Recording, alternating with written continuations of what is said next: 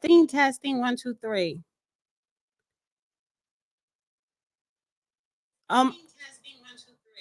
What is this? Oh, shit. Yo, my dog just pissed me the hell off. First live stream of 2025. Hold on.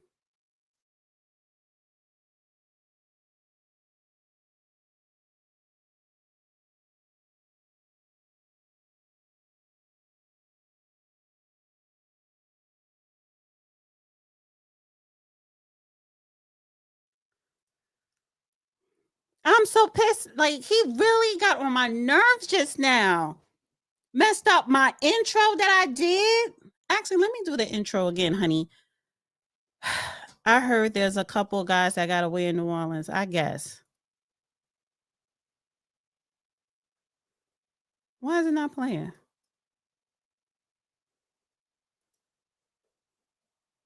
I don't know. I can't hear it. It doesn't matter. But you guys can hear me, right? Poor puppy, my ass. He know better. Pulling cords right when I just start going live. Maybe this is sign of 2025. Honey, I do not get into all that. Happy New Year, everybody. I do not get into New Year's resolutions. No, I do not. I do not get into, well, I'm turning over a new leaf. I'm gonna get rid of this person. Listen, if I like you, love you, if you are my friend, if you are my enemy, December the 1st, December 31st, December 30th, it is the same today. Nothing changes. It's another day. Now, we do have to talk about the tragedy that happened in New Orleans during the New Year's festivity, which is it's a tragedy. I believe 15 people perished. The New Orleans tragedy. Thank you, Helamel. So, guys, please hit the like button, thumbs up, thumbs up. Of course, I'm gonna have P Ray come on because I'm gonna talk about the H-1B visa, right? I want to talk about that first before I get into the New Orleans New Year's tragedy. And she's going to be coming up shortly. What is this? Creators, mid rolls. Okay, turn it on. All right. Let me do my, and I know it's New Year's Day. You know, people probably recover if they went out or if you was drinking last night. You just relaxing. Hit the like button. But I wanted to, and I was not going to go live today. But I said, let me go live. Start off the new year, right? As far as this YouTube.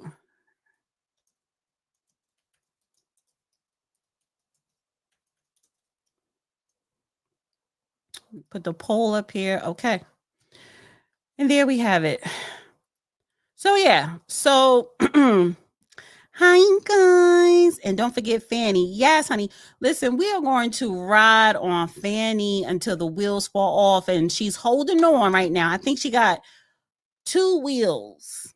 And one of them are flat. She got 2 wheels left. And one of them are flat. Right? But we're going to ride on her until the wheels fall off, honey. And then we're going to have to pull somebody else because I already know there are going to be more corruption in high places in 2025. Make no mistake about it. Yes, I'm a registered Republican. Yes, I voted red straight down this past election. I wanted Trump to win the presidency, but make no mistake about it. I'm going to be riding his ass, the Republicans, of course, the Democrats. I don't have friends. Politicians are not my friends. I don't look up to politicians. I don't trust politicians. You are a politician. You lie. It is our job to hold you accountable. That's our job. So listen, this H-1B visa that started, it was like a social media storm on X. Elon Musk, we starting to see the real him.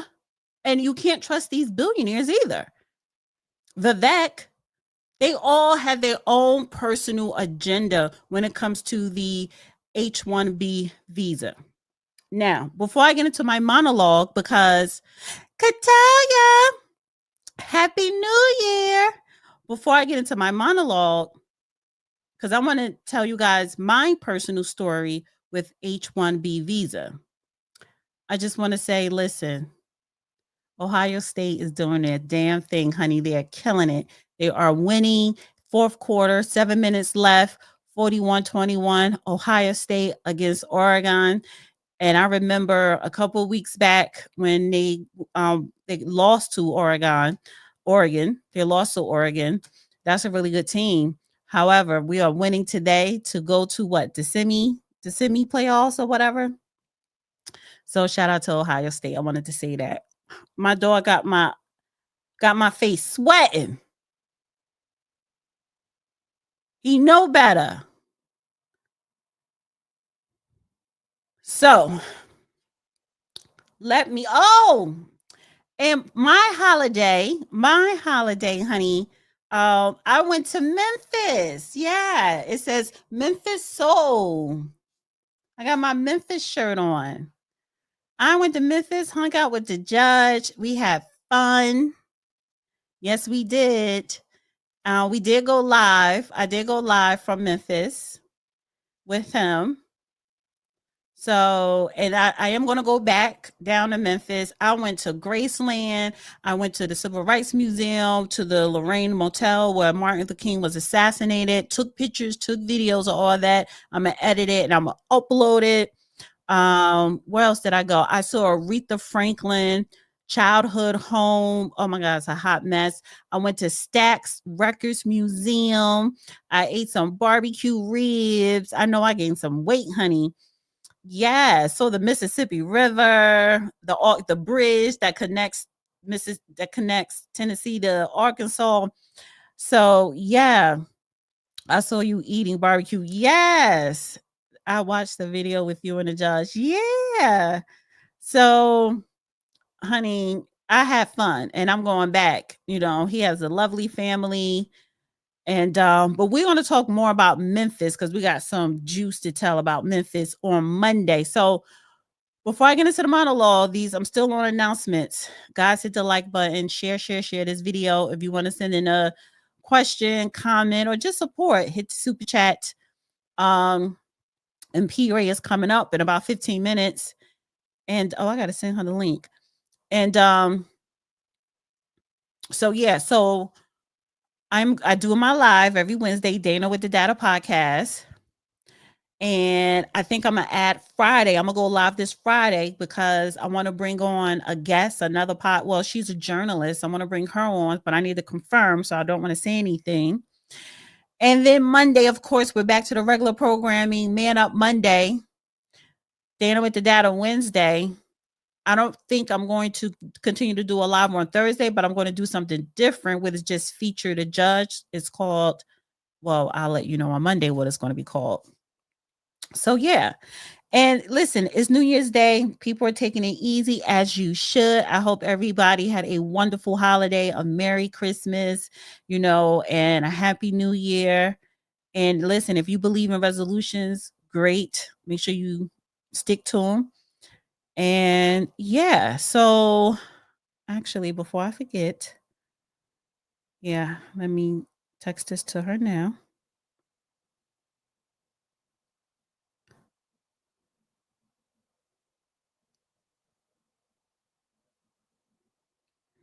All right. So, H-1B visa. Here's my story on what I experienced with the H-1B visa.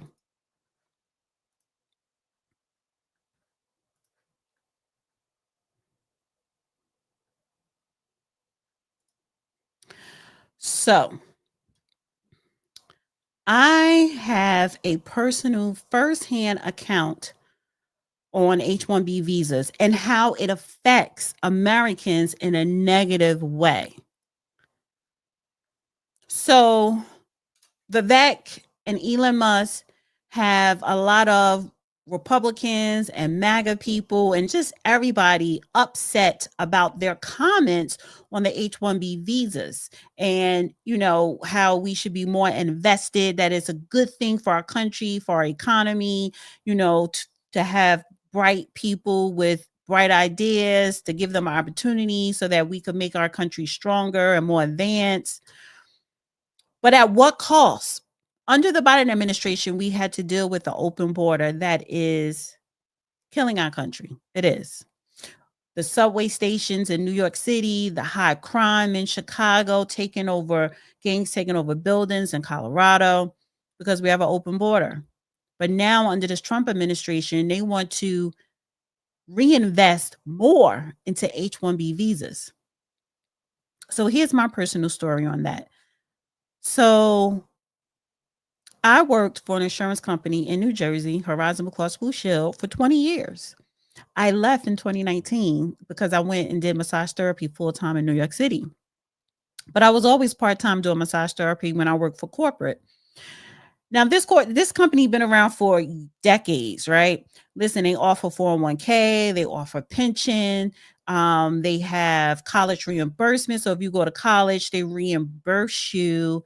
I think they pay 100% of the credits, of half the credits or something like that. But it's college reimbursement, right? There were a lot of programs that they offered employees that you should take advantage of when you're working for a corporation. They don't do it because they like you. They do it because they get their own personal kickbacks from it, right? So anyway, I was at this company for 20 years. But prior to 2019, when I left on my own, because I always wanted to work and do massage therapy full time, about 7 years prior to that, it was under the Obama administration. There were massive layoffs. Departments eliminated. Not just my department, because I worked in dental, but other departments throughout this company. Why did they do that? Because you want to save money, but you want to keep production high. And this was around the time of the Obamacare was passed. So what was their solution? This particular corporation and many others like it, Tesla, Microsoft, Google. But my company I work for, they outsourced half of our work to India, and then they imported dozens of H-1B visa people to work for the company. But what does that mean for the Americans, for the people that already been working there? They're not added on as employees along with us. No, we are eliminated. We were eliminated. Departments were eliminated. People were laid off so that they could bring in H-1B visa immigrants and also deport or export work to India. It was like an exchange. It saves them tons, millions of dollars. So they let us know, let's just say, I don't know the exact dates, but let's just say January. And they gave us approximately 9 months, to get our finances in order. If you want to go and take a course, to get a certificate so you can get a job somewhere else or to look for another job. They did give us severance package and all that. It was an exiting package, right? But you have to understand, these workers were sitting at a company knowing 9 months from now that they were going to no longer have a job with this company. And a lot of people have been working there for 20 years, 30 years, 40 years. At that time, I think I was there for maybe 10 or 15, not even 15 years. So it was a lot of mental strain on the workers, the American workers at the company I work for, knowing that people were coming in to take our jobs. It was done. It was done. Now, they gave us the courtesy of giving us 9 to 10 months in advance and a severance package. But you don't understand the psychological stress a lot of people went through. Now, I already had a college degree and I was certified as a massage therapist. So I was fine. But there were other people who were not, older people. But what happened, right? You had employees who were disgruntled, who were stressed out. Some people were okay. Some people was trying to figure it out. But what this company did as we were getting our exiting packages and preparing ourselves to leave, they didn't wait for us to leave to bring these people in. No, they brought these people in at the same time. So on month 3 of the 9-month that we had left in some departments, we got to see the H-1B visa immigrants come into the company as new employees and work in jobs that the American people previously held right in front of our faces. The corporation wasn't hiding shit.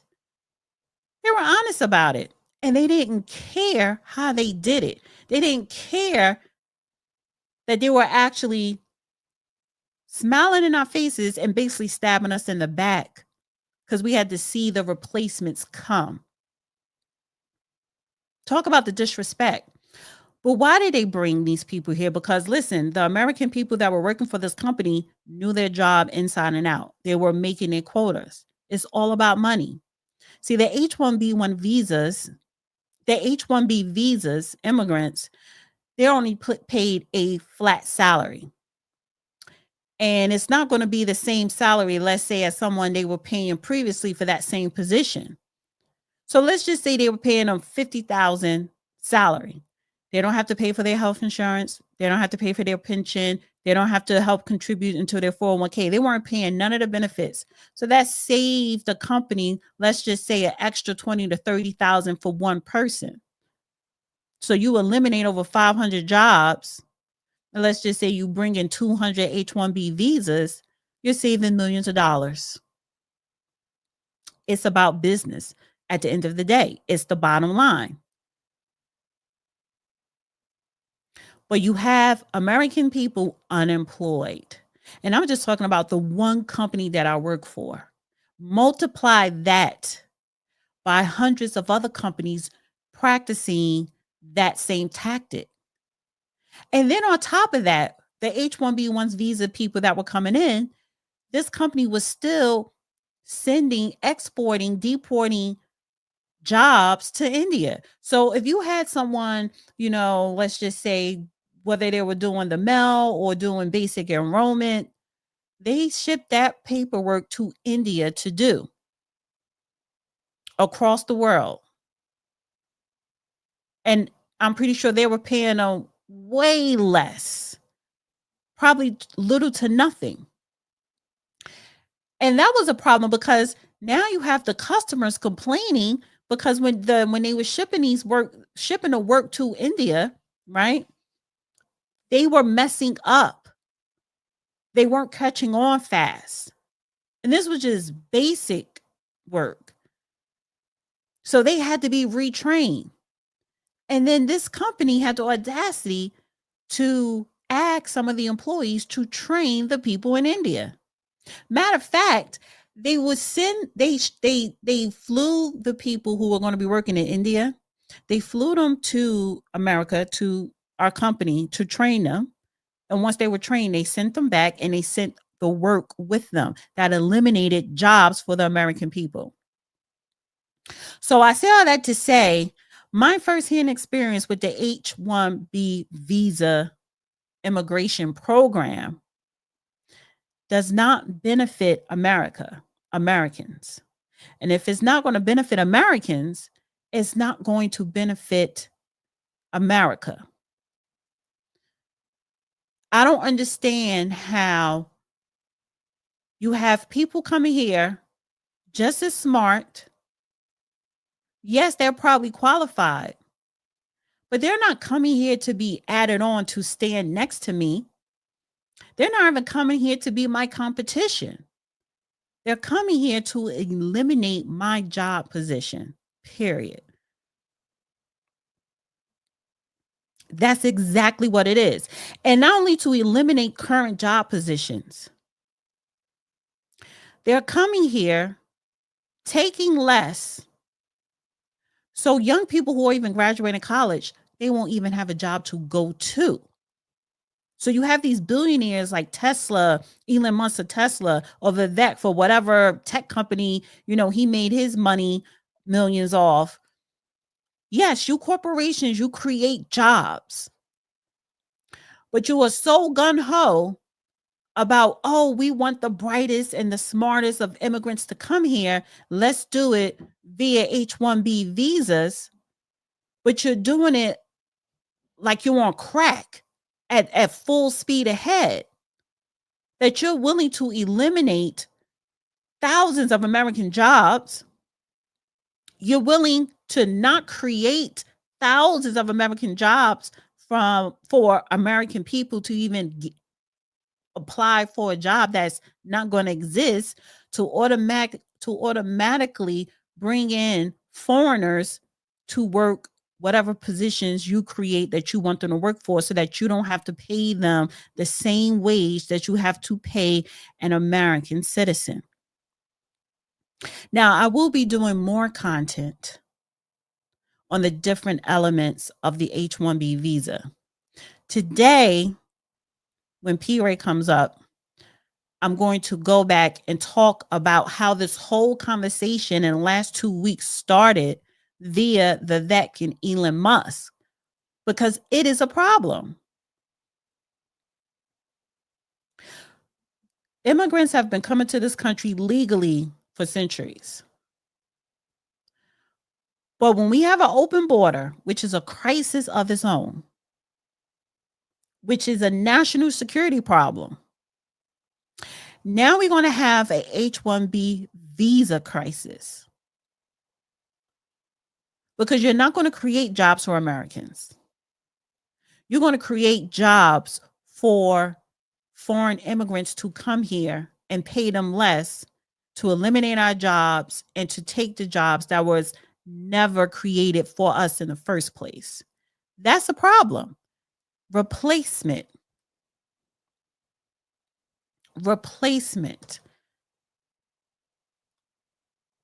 Not competition, not innovation, but replacement.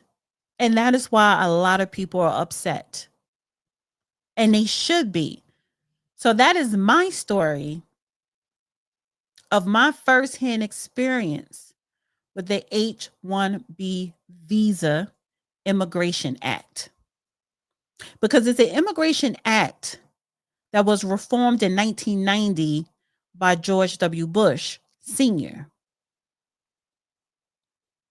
And he added H-1B visas, and I believe HB visas or H-2 visas in the Immigration Act of 1990. But like I said, there's going to be more in-depth content coming, breaking down the problems with that. It may be some upside in some areas, but everybody coming here from other countries is not an Albert Einstein. I'm sorry. They're not. They're not an Elon Musk. Stop lying in our faces saying, hey, we need innovators, creators, entrepreneurs. These billionaires are lying in our faces, but they have the pulse and President Donald Trump's 100% full attention on their agenda. That's only going to help them, the billionaires and these corporations. They're only looking out for themselves, their power, their wealth. They're not looking out for America or the American people. There's no way. So yeah, that was my experience.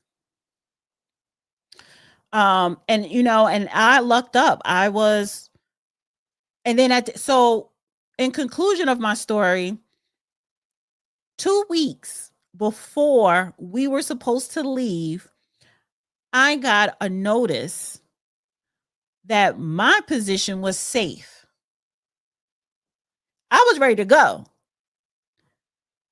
And there were so many people who was hoping that their position will be saved. And it was unfortunate that it wasn't. So a couple of years later, I ended up leaving on my own. But can you imagine preparing yourself to leave, all that stress, trying to figure it out, and then say, oh, it may be a chance that your position won't be eliminated, blah, blah, blah, blah, blah. It wasn't right. Yes, they gave you time to prepare. Yes, you got a severance package.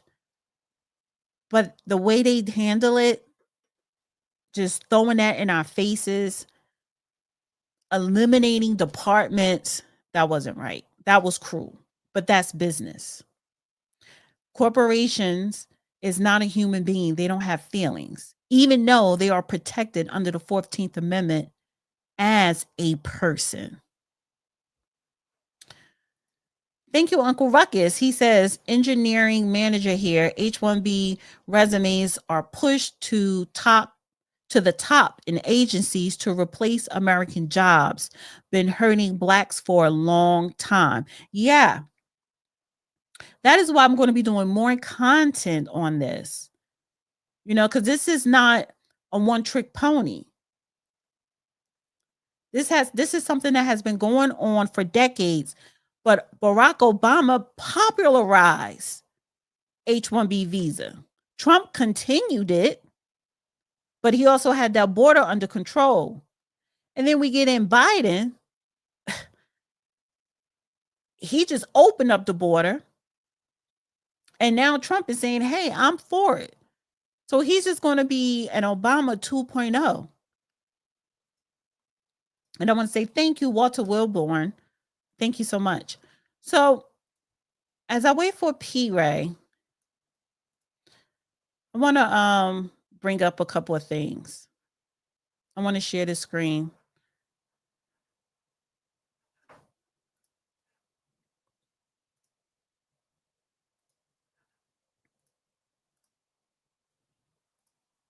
There you go.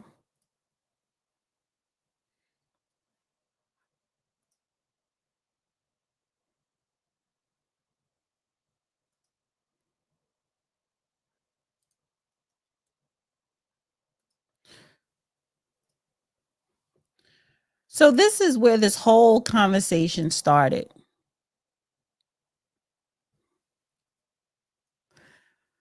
December 26th, Vivek, he tweeted, merit or group quotas. Can't have both. I've said it for years, and it remains my view today. Merit or group quotas. What the hell does that mean? Because if you're saying that, do you want people to come here on merit or group quotas? What is the merit requirements? And when he tweeted this, all of X just went bonkers. He says the reason top tech companies often hire foreign born and first generation engineers over Native Americans isn't because of an innate American IQ deficit, a lazy and wrong explanation. A key part of it comes down to the C word, culture. Tough questions demand tough answers. And if we're really serious about fixing the problem, we have to confront the truth.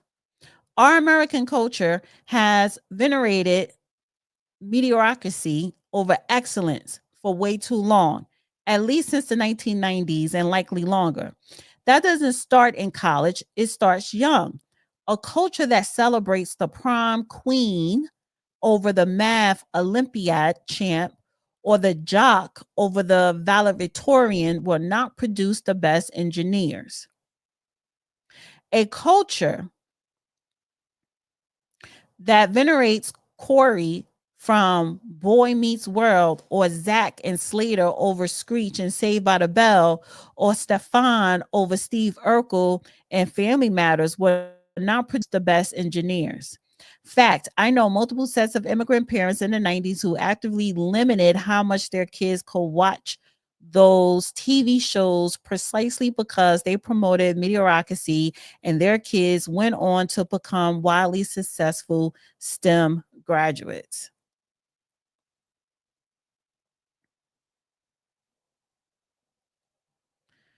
More movies like Whiplash, fewer reruns of Friends, more math tutoring, fewer sleepovers, more weekend science competition, fewer Saturday morning cartoons, more books, less TV, more creating, less chilling, more extracurriculars, less hanging out at the mall.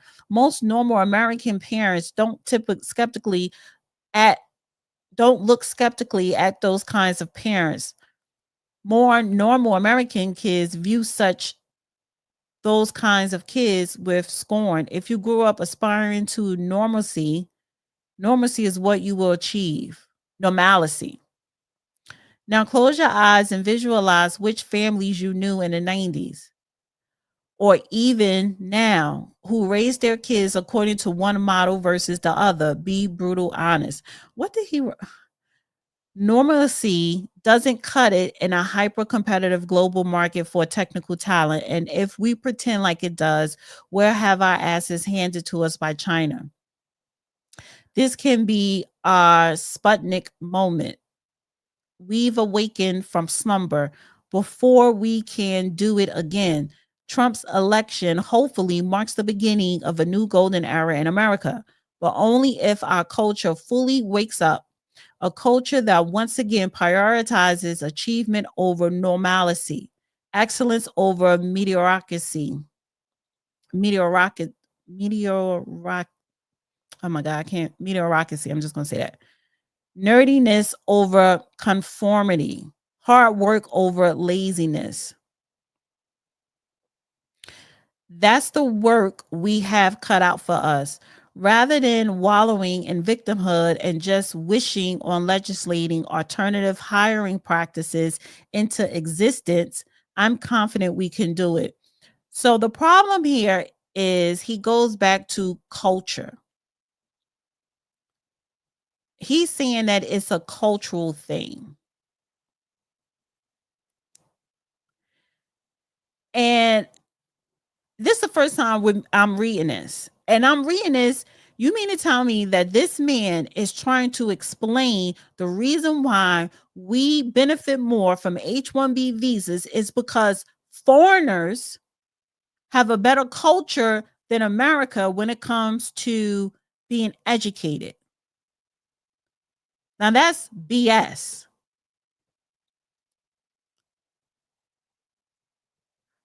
Yes, Americans, we are consumers. But when you look at the engineers, when you look at the inventions that we have today, whether it's the railroads, whether it's the cell phones, whether it's the television, whether it's whatever, they were all made and created by Americans, not H-1B visas. H-1B visas are not the innovators. They are just the worker bees who are being paid less, more, way more with what they were getting paid in India, but they're getting paid less than an American. They're just the worker bees. Nothing more, nothing less. Hey, P. Ray. Hey, Miss Dana. Happy New Year. Happy New Year to you too. I mean, Thank you. Thank you. Thank you. I heard everything you were talking about, and I got us. I kind of slightly. So let's go back. So I'm a international school founder. Okay, I am a co-founder of Ikra Bilingual Academy in Dakar, Senegal. We have 1,000 students from 35 nationalities, and we specifically cater to the children of Islamic diplomats, ambassadors, West African heads of state, and business people. With that being said, Vivek has a point, my love. Vivek has a point because remember I told you the story about how I ran away to Africa and I took my daughter with me. So she went to half of preschool there and half of kindergarten there. When my baby was in preschool, when they were teaching her how to write, out the gate, because we were in Islamic school, they taught her how to write in cursive. So when she came back to the States as a 5-year-old, she could write in cursive. when Mhm, we were mhm. teaching the children how to write their numbers, instead of having them write one big one big two, the children have to write their multiplication tables out so that you're learning your multiplication and how to write your numbers at the same time. I think that we are suffering from the soft bigotry of low expectations here. And this is why I push her so hard. Like right now, she has a super high GPA. She's like a 4.25 GPA. She's in a gifted program. I don't abuse her, but I tell her, I don't take you to school to get B's. Don't play with me. And so she does not. She gets A's. And there's no, I'm not forcing drill cards down her throat or making her write essays, but that expectation is there.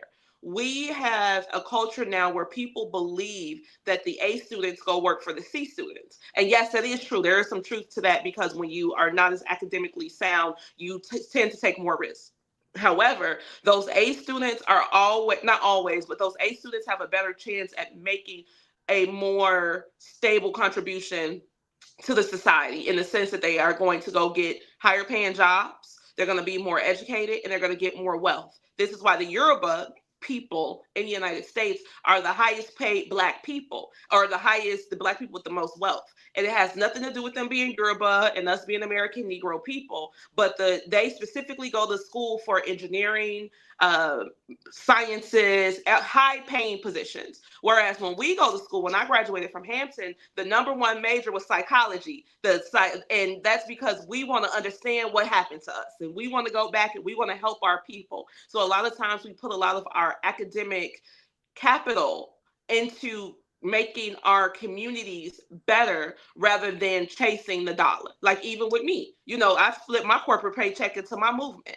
So we're in a different paradigm. However, these H-1B visas are disrespectful because every college across America is graduating engineering students at the master's, bachelor's, and doctorate levels. So you got people going to school, getting these high level educations, only not to be hired, not because they're not as qualified, but because it's cheaper to hire a foreigner. That foreigner does not have a social security number, which means that you don't have to pay social security for them. You're going to pay FICA, no Medicaid. And if you have a position, for instance, it's not just the engineers in Jackson, Mississippi, they're looking for English teachers with H-1B visas to come down there and teach our cousins in Mississippi how to write English. Well, the reason that they have to do that is because if they were to hire a teacher, that teacher is going to join the union and she is going to be eligible for a municipal pension. Remember, they're trying to get rid of the pensions by any means necessary. So that's what this is about. And Vivek was very disrespectful to American culture by saying that. And if he thinks that our culture is not great, he should go to where the people with the great culture are. But that doesn't mean to bring them to our country to take our jobs. Well, I look at it like this: if these other cultures are so better, right, and so advanced, and just so disciplined, why are they not making their own country great again? Because they're a small group. So one thing I always tell them is you cannot compare your best to our worst and then claim superiority. You got to compare apples to apples. And the fact of the matter is the intellectual classes of all these people are doing about the same. But they don't want to stay in their country. They want to come over here and live like the intellectuals. They want to take bubble baths and drink lattes and do all of these things that are associated with wealth and class in America. So they don't want to stay in their countries and build those things. They want to come where it's already built and then come to us and look at our worst. I mean, they're our absolute worst. They'll say, well, your children can't read and your children act up in school. Not my black child. She don't. I bet now my child passed the test that your child couldn't. And that's why you pay for school and my child goes to the elite public schools, right? And I get that. However, we as a people, not just the American Negro people, but as American people, we gotta start pushing our kids harder. Like the fact that reading or math math proficiency in the Chicago public schools for Black children sits at 8% is disgusting. The fact that reading proficiency sits at 11% is disgusting. And there's no outrage about it. Nobody is like saying, "Oh, we're gonna march down on the board," or "I want to come to the school. Let me see your curriculum." Instead, people say, "Oh, well, it was COVID, and COVID is the reason people couldn't do it." No, they gave you everything you needed to do what you needed to do during COVID. They gave you the computer, they gave you the headset, they sent you the lunch, they gave you the stamps to cook dinner. Like, you could have done that if you wanted to do it. Not that I'm knocking people, but we just got to try harder. We got to try harder. But these foreigners are not better than us, not in any way at all. And we got to push back against that, because we got to remember that they started this immigration movement in the beginning to suppress the Negro wage. Frederick Douglass told us this in the 1840s. The same conversation was happening 180 years ago. So we know it's an act of Negrophobia, but we got to make ourselves more competitive at the same time. So I want to share this, right? Because I want to bring in Obama.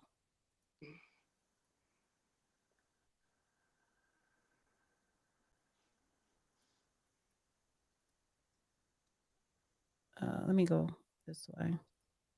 Yeah. All right, so I'm gonna play this. Obama. This is Obama. He was speaking when he spoke at Morehouse, and I want you to hear what he was saying to these Black men, right? And I want to get your take on it, P. Ray. I understand there's a common fraternity creed here at Morehouse. Excuses are tools of the incompetent, used to build bridges to nowhere and monuments of nothingness. Well, we've got no time for excuses. Not because the bitter legacy of slavery and segregation have vanished entirely, they have not. Not because racism and discrimination no longer exist. We know those are still out there. It's just that in today's hyper-connected, hyper-competitive world, with millions of young people from China and India and Brazil, many of whom started with a whole lot less than all of you did, all of them entering the global workforce alongside you, nobody is going to give you anything that you have not earned. Nobody cares how tough your upbringing was. Nobody cares if you suffered some discrimination. So I want to get your take on that, because he's full of shit. But first off, there's no us, there's no we. He is a Kenyan Irishman. He has nothing to do with the Negro whatsoever. Not even a little bit. So in that case, in that sense, I find his pandering extremely offensive. However, one thing that I say to students all the time is that your competition is in Singapore, and that there are children at my school in Senegal who speak 5 languages fluently, who can write Arabic fluently, who know their timetables when they're 6 years old. How is your child 10 years old that they don't know how to count? Like, at some point, we have to put it through our heads that we are competing in a global market. And because I've worked abroad in these foreign markets, I can tell you they are turning out some great students. Like, even with me, I'm planning on moving back to Senegal so that my child can go back to my school when she's in high school as a foreign exchange student. So I know that this works because I've seen it with my own 2 eyes. We have teachers unions right now in the city of Chicago, the Chicago Teachers Union. They are doing their budget negotiations. What they're pushing for is housing for illegals. They're pushing for sanctuary schools, and they're pushing for gender affirmation counselors in every school. They're not talking about the fact that math proficiency is 8%. They're not talking about the fact that reading proficiency sits at 11%, because the teachers, in my opinion, not all of them, but the culture of teaching has been more focused on social emotional learning and not academics itself. And we have emotionally confused children who cannot read, write, or count. Like, at some point, we gotta keep it a buck. And I know, because again, I have an 8th grader, that I take her education extremely seriously, because I understand that my mama is first generation off Chula, Mississippi cotton fields, the poorest town in the poorest state in the United States of America. My grandmother, my grandfather were there. My auntie and my mother both have doctorate degrees. Want to know why? Because they went to school, they got their lesson, and they came on home. That's the rule of the family. Go to school, get your lesson, come home so you can get you a good job and take care of the family. And we've been able to do that. It's why we've been able to hold on to the little bit that we got in this country. And I'm saying we got to, as a people, we got to start pushing ourselves harder. We got to stop saying college is not for everybody. They only telling your black ass that.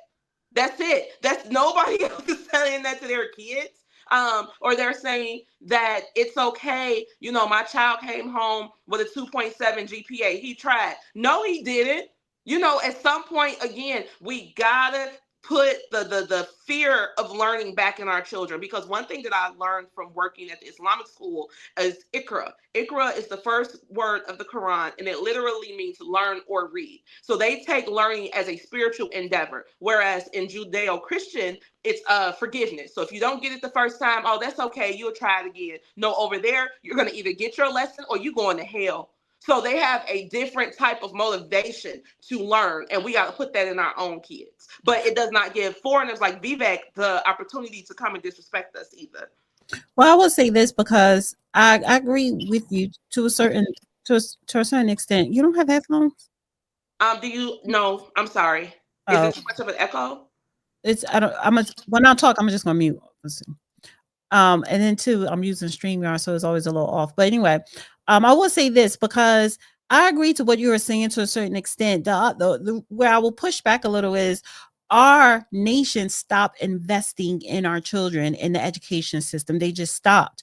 There are a lot of things that used to be taught in school. Okay, they don't want to teach cursive. It's not like the kids don't want to learn it. They're not being taught it anymore. They took civics out of the school. So there's a lot of things that they're taking out of the school. And I do agree with the Trump administration to really eliminate the public school system, right? And kind of privatize it however, our whole way of how we educate, whether it's from kindergarten all through college, needs to be turned upside down. Now, Vivek tried to pull back and saying, well, the H-1B visa programs needs to be gutted and rebuilt to make it better because it's somewhat being, enforced like indentured servants. But at the same time, you want to sit up here and say, the problem is culture. Their culture in India is better than American culture. So he's double talking, and that is the problem that I have. But the underlying is the education starts at home with the parents. That's where it starts at. And our state, our city, our county, and our federal government needs to reinvest in education, in science, in space, i.e. NASA, in medicine. They're not doing that. They are not doing that. But this previous administration that is leaving opened up the border and gave all these wonderful resources to illegals that should have went to Americans, and that would have helped, especially children, get a better education, become innovative, produce more jobs. So I agree with what you're saying, but then the other half is it's a lot of BS when it comes to these billionaires and politicians because they're lying in our faces. And then you have these people such as Vivek disrespecting American culture. It's not even a black thing, it's an American thing. Foreigners are not better. I would say one thing that foreigners have over Americans, they have that immigrant hustle, because either you come here and you make something happen or your ass going to go back home. And it's worse where you're coming from. But if they're so great and so wonderful and so educated and have the best culture, why are you not making your own country great? So that's the thing. They take their best. They bring their best over here to look down on our worst. That's the whole thing about it. And I'm not blaming the children for not knowing how to read. They're going to school every day. So it's not their fault. But what I'm saying is, for instance, I'll give you a better example, put it on a larger paradigm. So I worked at ICRA, which is my school, but then I also worked at the International School of Dakar, which is like the Western Embassy School. This is like where the president of the Republic sent his child, the American ambassador, French ambassador, all their children go there, along with the Western NGOs. So I was like the fourth grade teaching assistant there. When I was there, The children didn't know how to multiply in the 4th grade. They did not know how to do it. I gave them the 1 minute multiplication test, and I think my highest score was like a 72. And so I said, okay, guys, we got to get our multiplication together. So we're going to do what's called a recess pass. We get 2 recesses. If you go and you write your multiplication at night, you'll give me that paper and that'll be your recess pass, and then you can go to recess. But if you don't, you stay in, you write your multiplication, and then everyone can go to second recess. So I get some dice, I would roll the dice, whatever number I threw, they would have to write that number up to 12 5 times. Do you know that these parents came up to the school, Miss Dana, and were pissed? Okay, very, very upset that I was making their children write their multiplication tables every night. This is too much stress for them. They already have other homework. My child didn't do well on the 1 minute multiplication test because they just can't write that fast and they don't know how to think that fast. And you're stressing them out. You're making them try too hard. The children didn't have a problem with it. It was the mamas and the daddies, because they are focused too much on the social and emotional aspect of their children, and they're not focused enough on the academics. Whereas on the flip side, at the Islamic school, well, if I was to tell those kids to write those tables 5 times, their parents would have sent me back 10. You see, because they have a different mentality about learning. The Western learning system, again, is not what it needs to be. But again, Vivek does not get to, let me go back.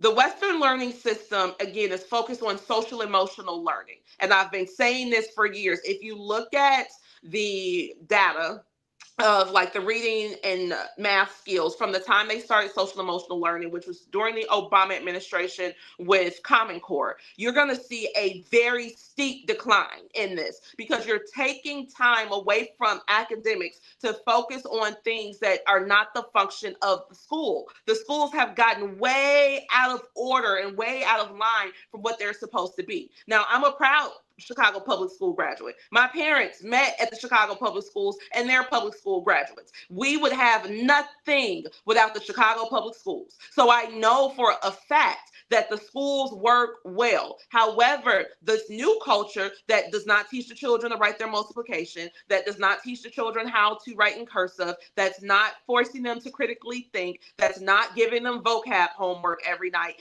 they are failing. I think about my neighborhood. We got 3 high schools over here. Do you know that all of the high schools have 0% reading proficiency, 0% math proficiency? I've been screaming to the people, y'all, this is an issue because in 10 years, these illiterate children who cannot count will be adults in the neighborhood. What type of wealth are they going to bring back to us? How are they going to contribute to our tax base? So we got to get back in the schools and demand that they teach our students like they were doing in the 90s and get out of their feelings. We don't care. Let the mom and the daddy deal with the feelings. But the teacher is, like I said, distracted right now. They want to teach them how to dig in their bodies. They want to tell them you're not a girl or a boy. They want to tell them it's okay. I'm going to keep your secret from your parent. But the whole time you're not teaching them anything, nothing that's transferable that's going to make them competitive in this global market. No, I hear you. Like I said, this conversation, I'm gonna do more content on it so I could do more of a deep dive as to what is exactly H-1B visa. Again, this was created under President George Bush the first. And that was the Immigration Act of 1990 where they introduced it. And I said it before, Obama popularized it.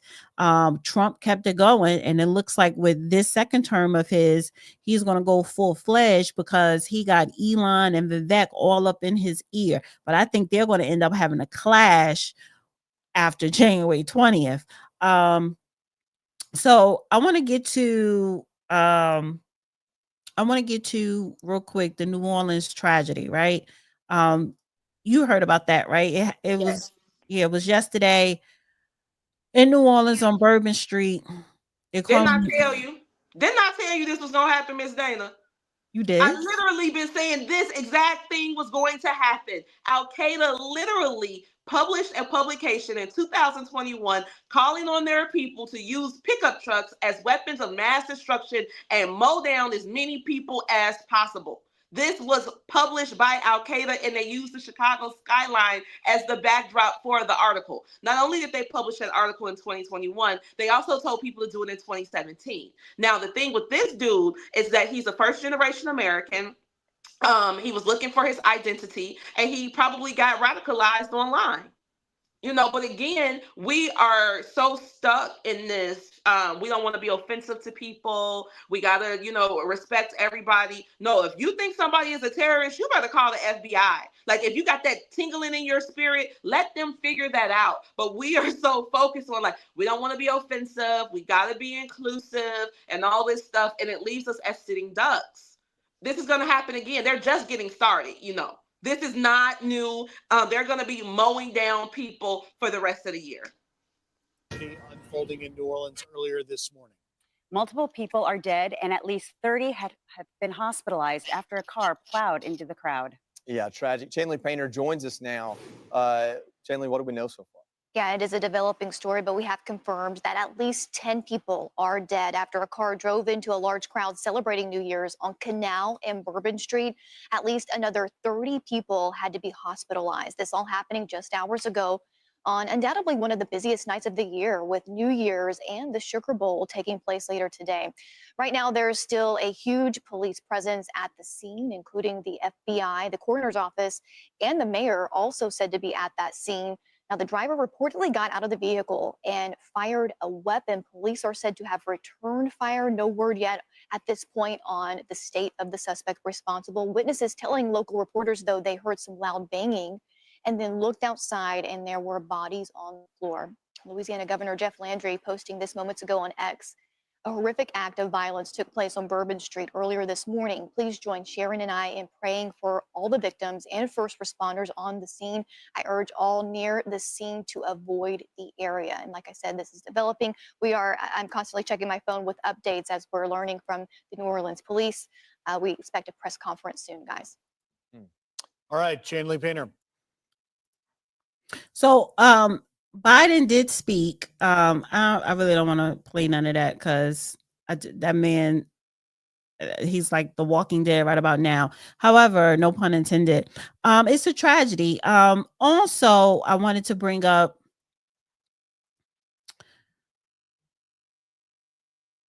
in Virginia, the FBI finds 150 homemade bombs at a Virginia home. Right?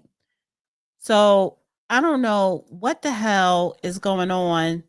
150 homemade bombs at a Virginia home in one of the largest seizures. Let me see. And this is a different incident. So federal agents found one of the largest stockpiles of homemade explosives they have ever seized when they arrested a Virginia man on firearms charge last month, according to a court filing by federal prosecutors.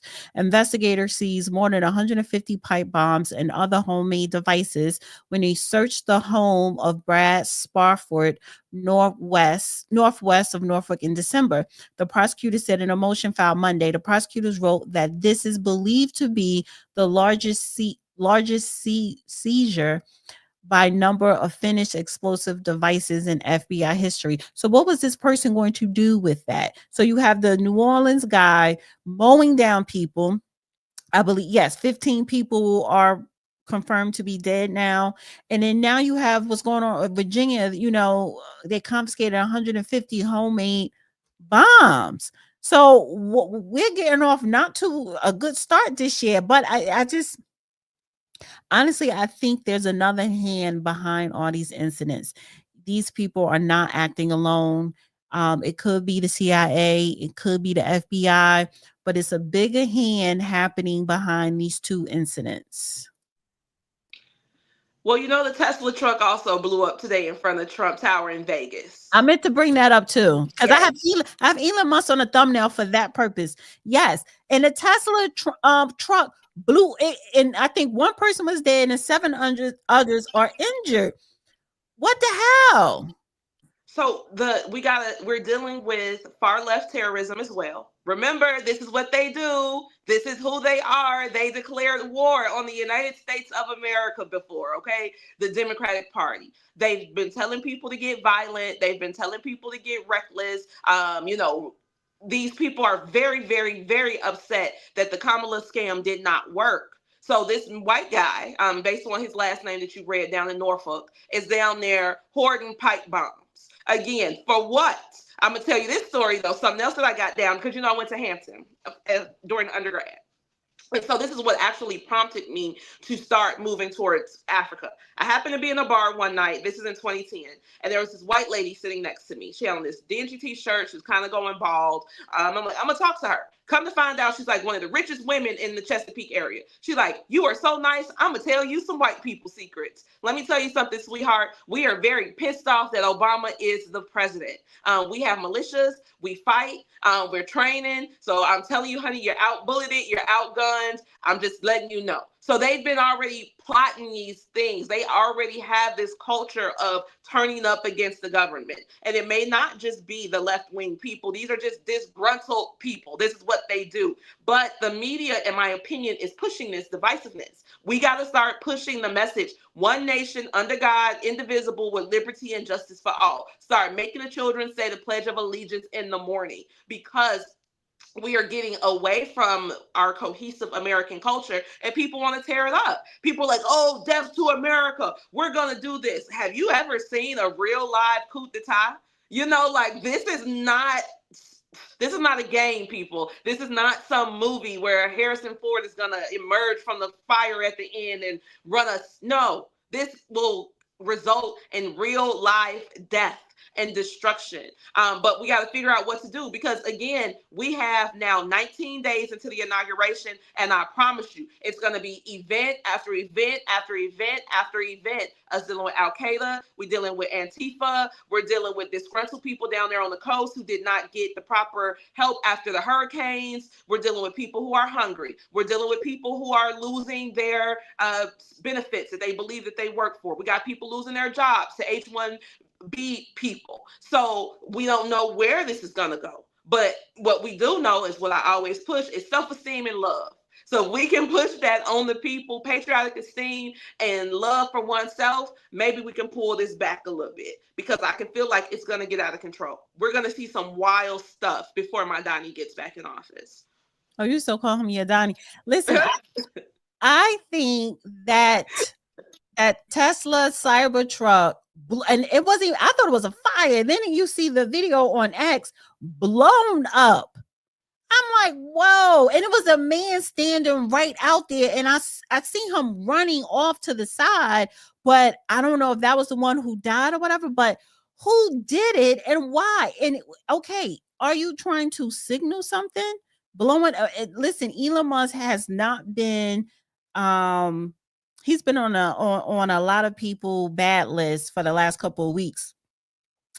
And he's losing friends. He's on X now telling people, hey, post more positive, loving, post whatever, because, well, 6 months ago, you was telling everybody to go ham. This is your censorship, freedom of speech paradise. But anyway, the truck blew up and it blew up in front of the Trump Tower. I think that is a direct message to this administration.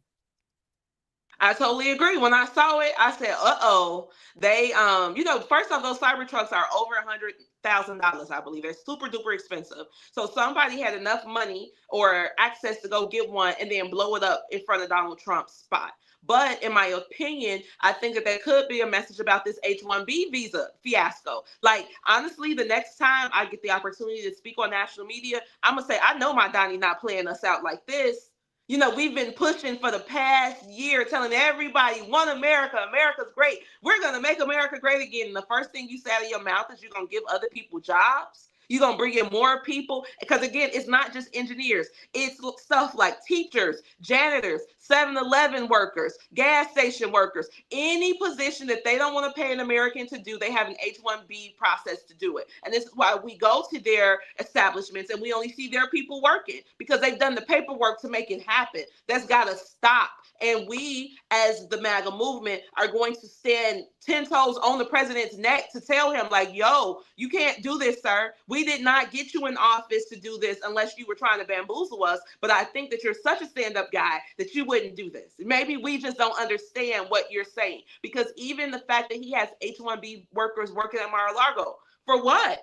Ain't nobody in South Florida that want to come down there and work? Yes, there's plenty of people that want to go down there and work. So why are you importing these people to come work when we have jobless Americans? It does not make any sense. So let's just give it a little time to evolve. But I think that today, based on the rhetoric that's happening online, is based on the fact that Americans are losing their jobs. And they wanted to send a signal to them, which is not okay because we don't want people to die.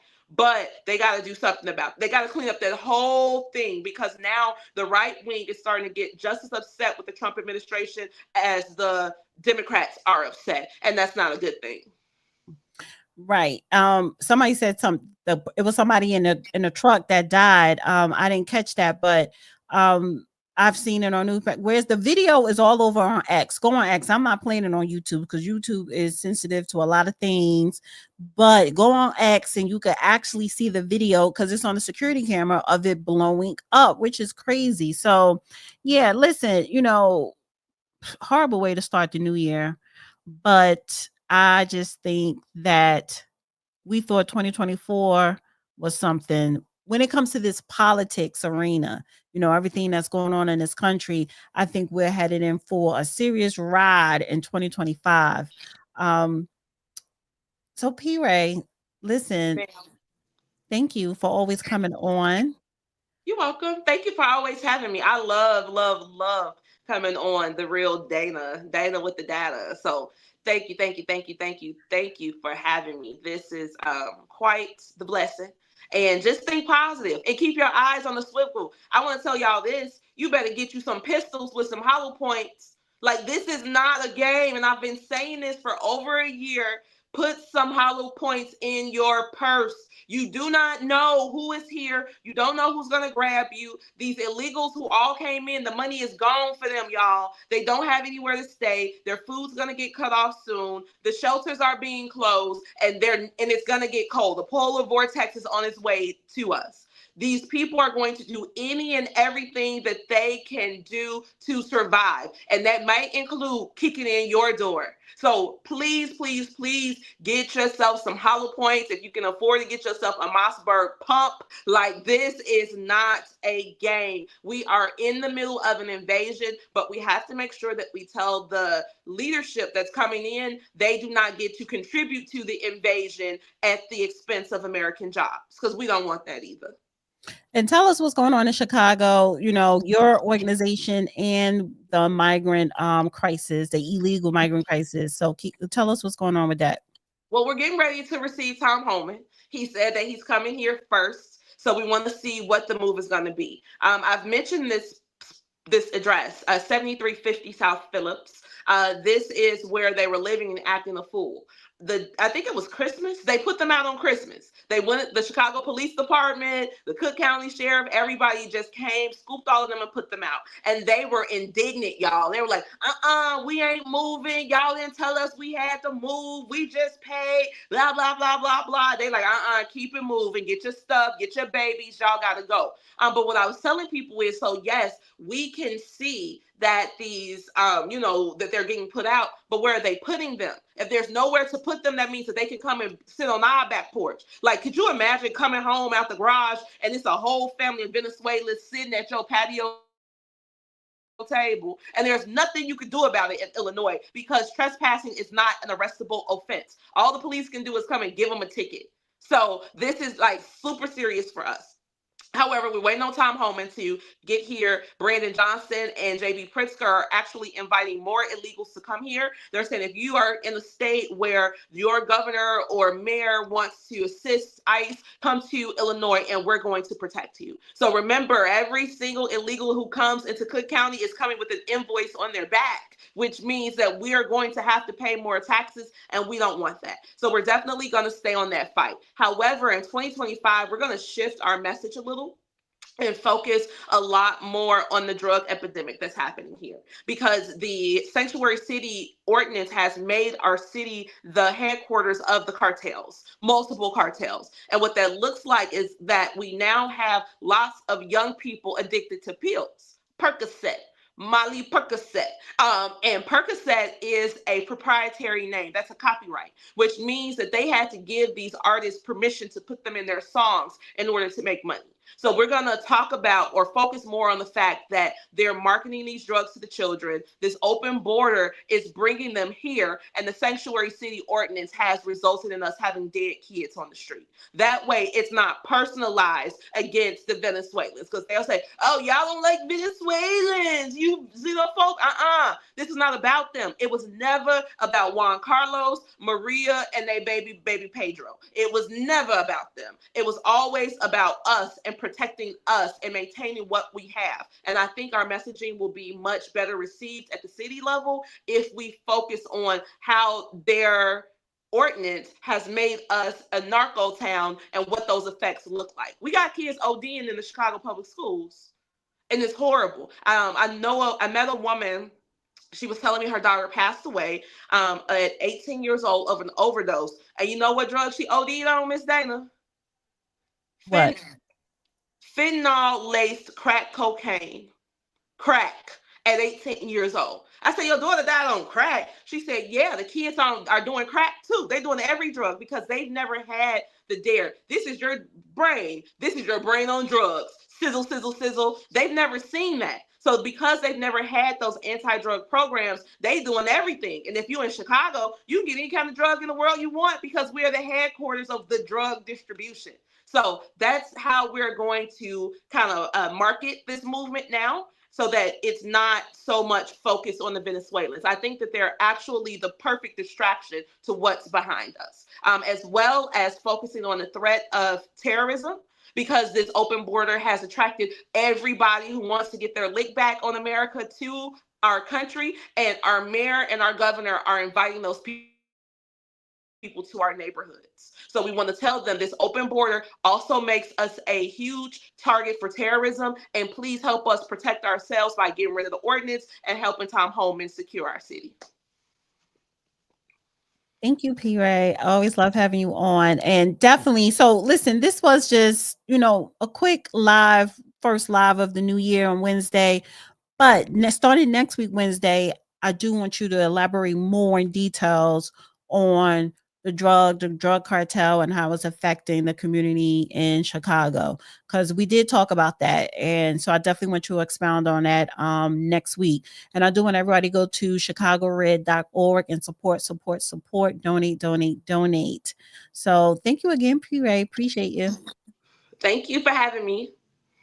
All right. I'll talk to you soon. See you.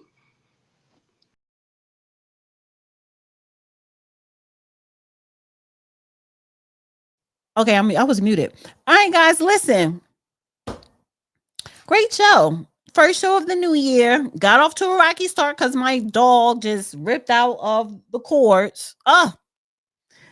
But good show. Thank you, P. Ray. Love P. Ray. I'm gonna do another live on Friday, and of course, Man Up on Monday.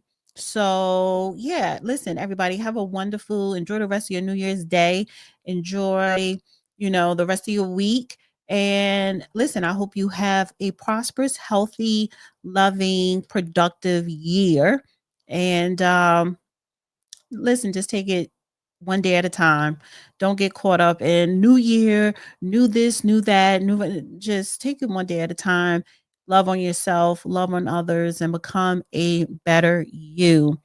And positivity, right? All right, guys. Have a wonderful night, and I will see you on Friday. So this still a slow, mellow week, but I will see you guys on Friday. Bye. Oh, and thanks to everybody that donated. Oh, that's what I do want to show this. Hey, Dana, they are not sending all of their best and brightest. Those people remain in India. We are getting their leftover talent and call scammers. That is true to a certain degree. Yeah, it's called indentured service. Yeah, I wanted to highlight a couple of people that were making that made comments. So thank you guys. Have a good night, and I'll see you guys on Friday.